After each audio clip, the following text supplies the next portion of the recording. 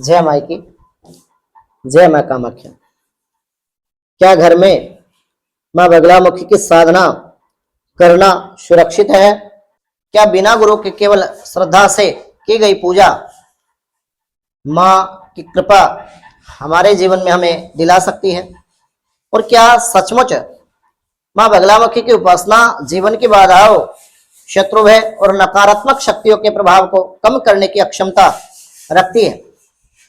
नमस्कार साधकों, मैं आचार्य प्रदीप आपका स्वागत करता हूं। आज हम बात करने वाले हैं विज्ञान भैरव तंत्र और सनातन साधना परंपरा के विषय में। आज हम प्रकाश डालने वाले हैं कि मां बगलामुखी की पूजा और साधना किस प्रकार की जाए। क्या यह साधना घर में कोई भी व्यक्ति कर सकता है, जिससे साधक को आध्यात्मिक लाभ, मानसिक शक्ति और मां बगलामुखी पीताम्बरा की कृपा अपने जीवन में प्राप्त हो सके? लेकिन एक प्रश्न जो अक्सर पूछा जाता है भक्तों के द्वारा, वह यह है कि बड़े बड़े तांत्रिक और साधक मां बगलामुखी की साधना शुरू करने से पहले विशेष तैयारी क्यों करते हैं? इसका कारण यह है कि मां बगलामुखी 10 महाविद्याओं में अष्टम महाविद्या और एक अत्यंत प्रभावशाली शक्ति मानी जाती है। उनकी उपासना केवल बाहरी पूजा नहीं है, बल्कि मन, वाणी, कर्म, विचार, इन सबको अनुशासित करने की साधना भी मां बगलामुखी की बताई गई है। मां की शक्ति स्तंभन शक्ति कही जाती है, जिसका अर्थ केवल शत्रु को रोकना नहीं, बल्कि अपने जीवन की बाधाओं, भय, भ्रम, नकारात्मक परिस्थितियों को नियंत्रित करना माना जाता है। अब सबसे महत्वपूर्ण प्रश्न यह आता है कि क्या मां बगलामुखी की तस्वीर या मूर्ति घर में रख करके क्या साधना की जा सकती है? अब इसका उत्तर जो है यह है कि हाँ, अवश्य रखी जा सकती है। यदि तस्वीर या मूर्ति सौम्य स्वरूप की हो, श्रद्धा के साथ स्थापित की गई हो, विधिवत अभिमंत्रित यदि की गई हो, तो यह शुभ मानी जाती है। स्थापना के लिए घर का स्वच्छ एवं पवित्र स्थान आपको चुनना होगा। जहां तक संभव हो, देवी का मुख पूर्व या उत्तर दिशा की ओर आप करें। एक काष्ठ की चौकी पर पीला वस्त्र आप बिछाएं और उस पर मां बगलामुखी की मूर्ति, फोटो या यंत्र स्थापित करें। मूर्ति के समक्ष एक देसी घी का दीप आपको नित्य दिन प्रज्वलित करना होगा। एक चुटकी हल्दी उस दीपक में आप डाल दें। पीले नैवेद्य का भोग लगाएं, पीले पुष्प मां को अर्पित करें। क्या आपने कभी सोचा है कि मां बगलामुखी की साधना में पीले रंग का इतना महत्व क्यों है? क्यों इनकी साधना में सभी जो पूजा द्रव्य होते हैं वो पीले रंग के होते हैं? तो तांत्रिक परंपराओं में पीला रंग शक्ति, विजय एवं सकारात्मकता का प्रतीक माना जाता है, सकारात्मक ऊर्जा का प्रतीक माना जाता है। देवी बगलामुखी के तेज का प्रतीक माना जाता है पीला रंग। इसलिए इनकी पूजा में, इनकी आराधना में पीले रंग का सर्वाधिक प्रयोग किया जाता है। साधना के समय पीले वस्त्र धारण करना, पीले आसन पर बैठना, हल्दी की माला पर इनका जप करना, पूजा में जो द्रव्य होंगे वो सभी पीले प्रकार के होंगे, ऐसा करना विशेष फलदायी माना जाता है। यह केवल एक परंपरा नहीं, बल्कि साधना के वातावरण को देवी के तत्व के अनुरूप बनाने का एक विशेष माध्यम तंत्र शास्त्र में बताया गया है। यदि आप इस तरीके से मां बगलामुखी की पूजा करते हैं, किसी भी देवी देवता के स्वरूप बना करके, जिस देवता का जो वर्ण होता है, जो कलर उनको प्रिय होता है, यदि उस स्वरूप को मान करके, उस स्वरूप को बना करके आप पूजा करेंगे तो शीघ्र आपकी साधना पूजा फलित होती है। अब बात करते हैं कि साधना की प्रातः काल या रात्रि में स्नान करके स्वच्छ वस्त्र आप धारण करें। पूजा स्थान पर बैठकर सबसे पहले हरिद्रा गणपति का आपको ध्यान करना चाहिए। गुरु का ध्यान करें, इष्ट का ध्यान करें, अपने कुल देवी का स्मरण सर्वप्रथम आपको करना चाहिए। इसके बाद मां बगलामुखी का ध्यान आपको करना चाहिए। ध्यान करते समय अपने मन में मां बगलामुखी के पीत वर्ण स्वरूप की आपको कल्पना करनी चाहिए। मां के द्विभुजी स्वरूप का आपको ध्यान करना है। यदि आप घर में पूजा करते हैं और सात्विक पूजा आप चाहते हैं तो मां के द्विभुजी स्वरूप का आपको ध्यान करना है, चतुर्भुजी स्वरूप का ध्यान नहीं करना है।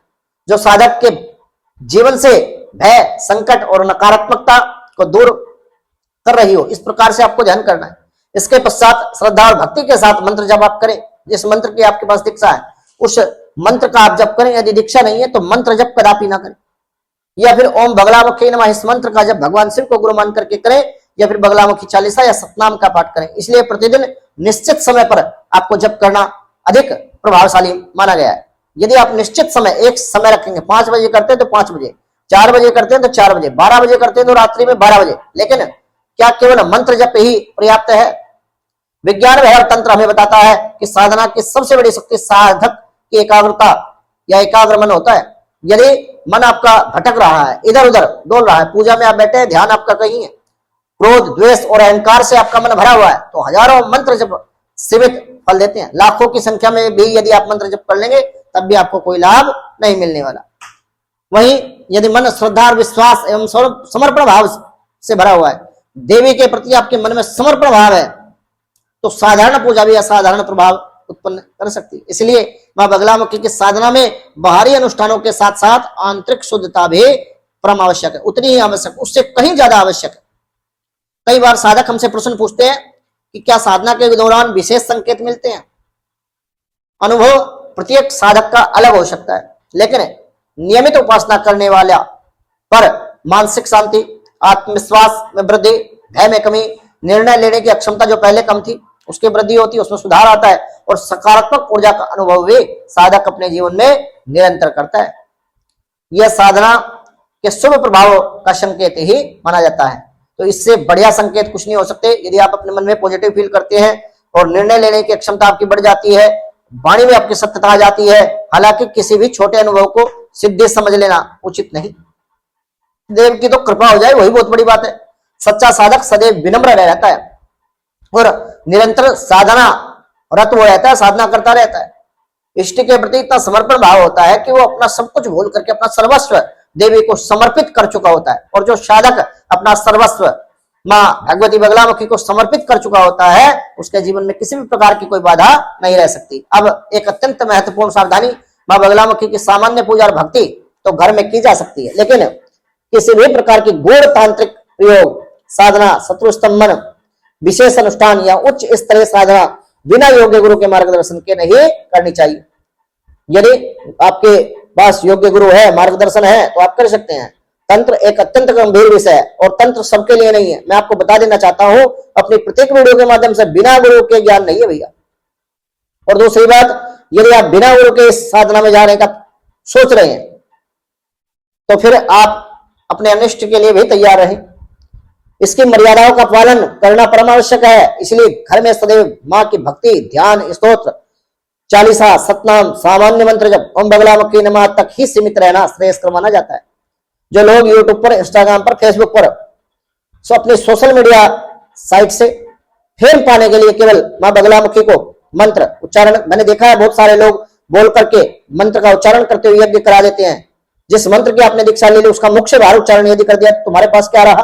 अंत में विज्ञान भैरव तंत्र एक गहरा संदेश आपको समझाता है कि देवी की वास्तविक साधना केवल दीपक, फूल, मंत्र तक सीमित नहीं है। जब साधक का मन भय से मुक्त होकर दिव्य शक्ति को पूर्ण रूप से विश्वास के साथ सीख लेता है, अपने जीवन में ऐसी ऊर्जा का अनुभव करता है जो उसने कभी अपने जीवन में महसूस ही नहीं की हो, तब साधना का वास्तविक द्वार खुलता है।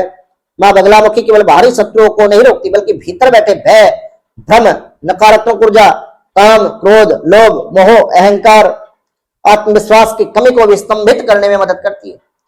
यही उनकी कृपा सबसे बड़ा जो स्वरूप है मां की कृपा का।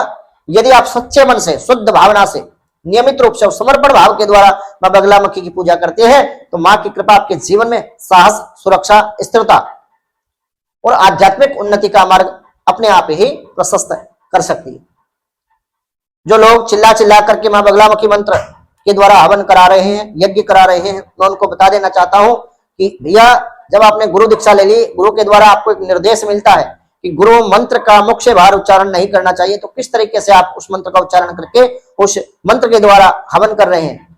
और यदि हवन कर रहे हैं, कल आप उस मंत्र के द्वारा उस शक्ति को साधने का प्रयास करेंगे तो किस तरीके से आपका मंत्र सिद्ध हो जाएगा, शक्ति की कृपा आपके ऊपर हो जाएगी। अगर आप मां बगलामुखी के गुप्त रहस्य और तांत्रिक ज्ञान साधना विधि, दुर्लभ आध्यात्मिक जानकारी अपने जीवन में प्राप्त करना चाहते हैं तो इस वीडियो को लाइक करें और चैनल को सब्सक्राइब करें कमेंट में अवश्य लिखें। जय मां बगलामुखी, जय मां पीताम्बरा, जय मां कामाख्या, श्री मात्रे नमः।